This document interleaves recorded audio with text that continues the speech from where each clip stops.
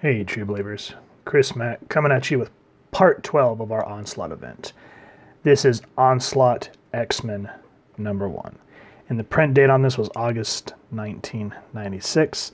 And this takes place immediately after X-Men number 54, where, spoiler, if you haven't read X-Men 54, pause this video, call your local comic shop, and see if they can deliver a copy to you or if you can get one through the mail. We'll wait for you. And you're back. So it's revealed that Xavier is Onslaught. Now I love this splash wraparound cover because you get Wolverine attacking Onslaught here, and it says Onslaught X-Men. And then you flip it around to the back, and Adam Kubert here continues to have this beautiful page. And then here's some foreshadowing here on the back, which we will be getting into later down the road. But I love how the foreshadowing is here, while the front says X-Men Onslaught. So just one of the things I've always enjoyed about this book since I've had it, I remember picking this up when it came out when I was a kid, way back in the day. So we open up, and you see Jean's trying to send out this transmission.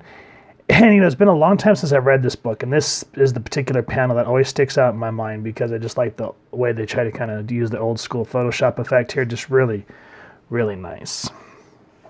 Now, what this is here is this is the first time we finally get to see the full transmission from Jean about the betrayer of the X-Men that Bishop had only seen partial recordings of, and his future, which we see in Uncanny X-Men 287. So she's saying here, the mansion has sustained massive damage. I don't even know if this transmission is being received. If you can hear me, you need to know what happened here. The X-Men have been hit hard. Worse, we were taken totally unaware.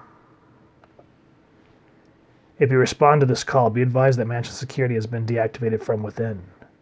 As hard it is for me to say this, you need to know we've been betrayed by one of our own. As incredible as it sounds, Professor X has gone insane. As near as I can tell, Juggernaut was the first to die. I'm the only one left standing who can make this message, and he's seen to it that my power's negated.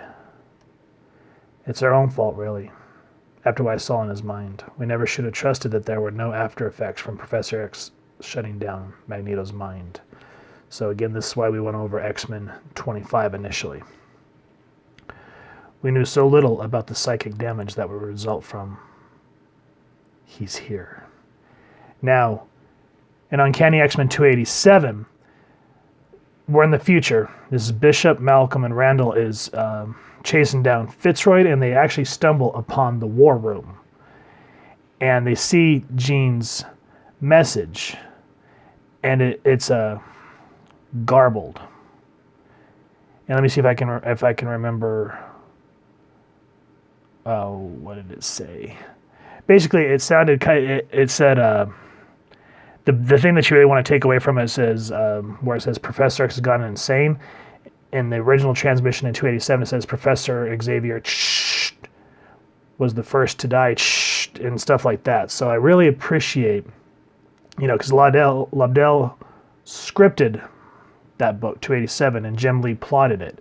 So I like that here him and Waid go back to that, and they really stick true to what he had written way back when, and it shows here that everything finally starts to become a cohesive whole. And so Jean's trying to tell Onslaught that the dream will never die, and he goes, on the contrary, Jean Grey Summers, the dream is dead. And so this is called Traitor to the Cause. It's Scott Lobdell and Mark Waid writing, Adam Kubert and Dan Green doing the art, Pasqual, Ferry, and Art Thibert doing art assists. Richard Starkings and Comicraft doing the lettering. Steve Buccellato and Team Bucce, I think, doing the color art. And then, of course, Bob Harris was the editor-in-chief at this time. And so we cut to later, because what we saw was like future stuff. It says 45 minutes in the future. Now we go back in time. And we kind of get some really interesting symbolism because it shows Xavier looking at a photo of him and Magneto. And he goes, anything worth having is worth fighting for. Those were the words, weren't they, Eric? But we were young then, idealistic, stupid. We thought we were going to change the world, you and I. Instead, the world changed us. And then, like it says, and as the flame and smoke rise to envelop and consume the past, so too do Xavier's thoughts reach out to across the grounds to connect with his X-Men.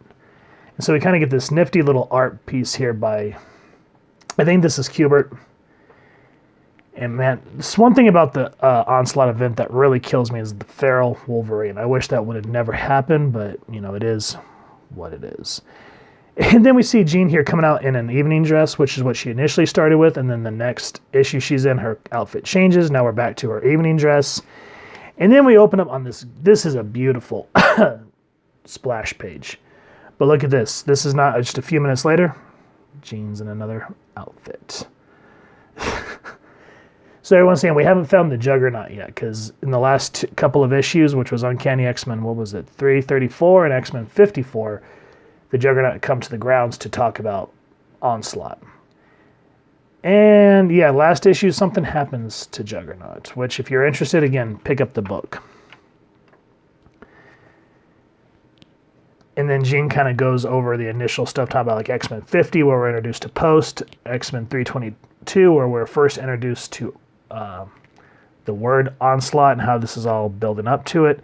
And then just the prior issue where Jean reads the Juggernaut's mind. Now, she knows who the betrayer is, but she's trying right now to not give it away. She's trying to keep a poker face because she knows if she lets on, excuse me, guys, I've not had enough coffee, then, you know, Onslaught will attack. Now, everyone's asking why Xavier had called him. And he goes, I've made a mistake. I believed in us. And he goes over all the stuff that's been going on with the legacy virus and how this evil mutant will try to do this. The humans retaliate with this. He said, it's time we take control. And they're like, what do you mean by take control? Now, so Xavier's talking, and Jean just thinks maybe that Onslaught's playing with her mind. She goes, Xavier's talking, so maybe it's just Onslaught toying with me. And she goes, he certainly could have placed those thoughts I found in Juggernaut's mind. I mean, as it is, Juggernaut seems to have managed to escape. But then she gets this look of horror because there's this paperweight on Xavier's desk.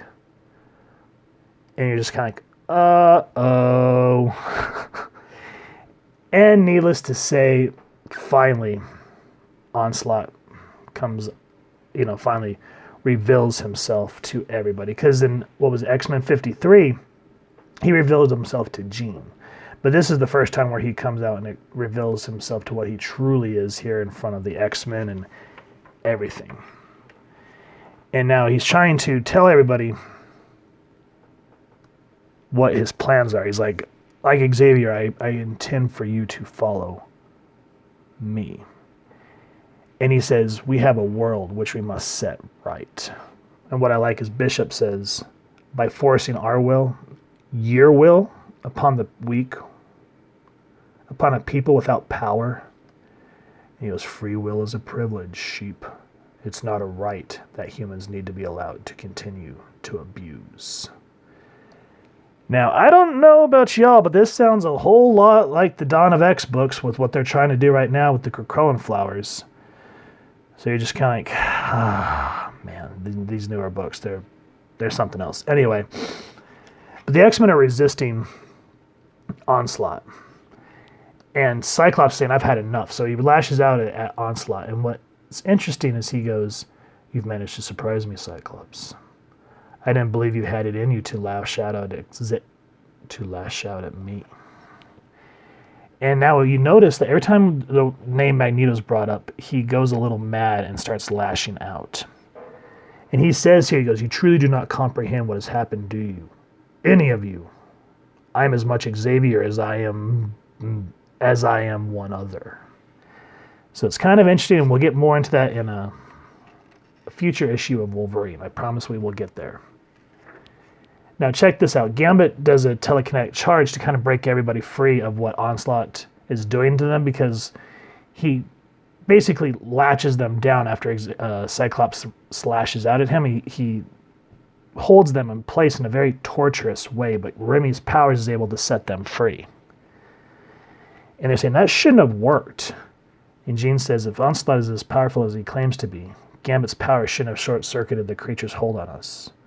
Which means maybe, just maybe, it's not as in control of Xavier's faculties as it'd like us to believe. And then we get a big 90s page, which I'm not going to flip because there's a lot of reading here, but it's just them going into action while Onslaught says, I need to leave because I have other machinations elsewhere. When I return, I expect you to want to follow me. And that's where we're introduced in this book to the Fantastic Four. And what's interesting is Jean, Sue says, Reed and I have our son back. Johnny and Ben are here. The Fantastic Four are our family again. So why can't I shake this feeling that something's about to go horribly, horribly wrong? So there's some foreshadowing there. And then here's this little Charlie talking to Franklin Richards, which it's made apparent through the book here that the other team members can't see this little Charlie. And while that's going on, while we see this imagery, we see the Thing reading his paper, and he goes, what a revolting development this is. My horoscope says you're going to go on a long, unexpected trip with 20 or 30 of your closest friends. What do you suppose that means? What does it mean? Well, we'll get into that later. And now we notice that, Franklin is young. He's innocent.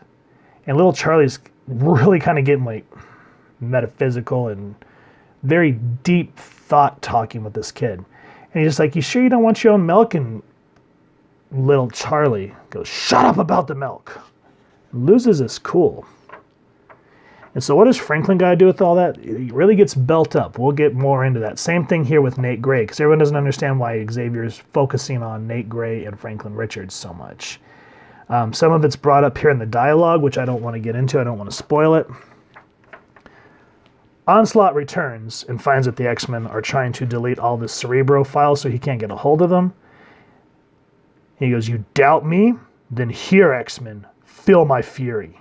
Taste my wrath. Know your greatest fear. The power of Xavier's mind. Unleashed.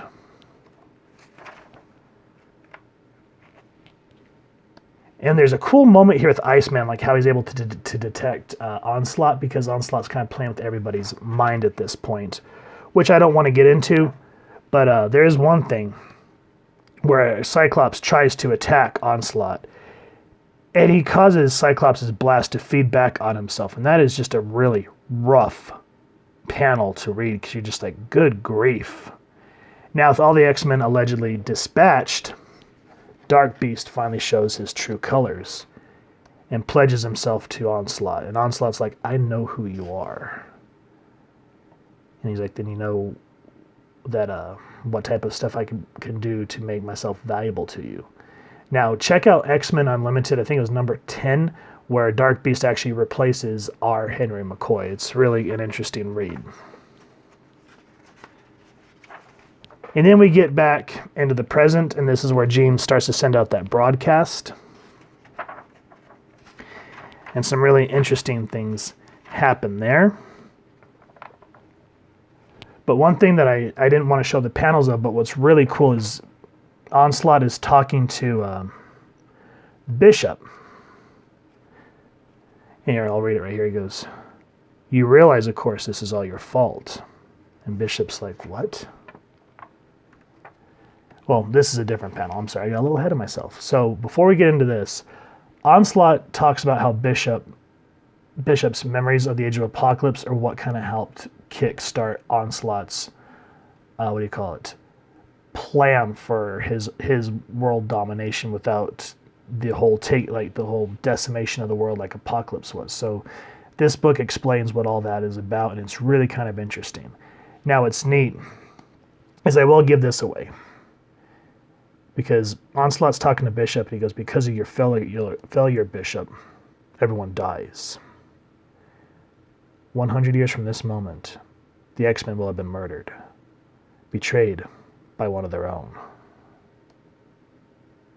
That's what would have happened if not for the determination of one man.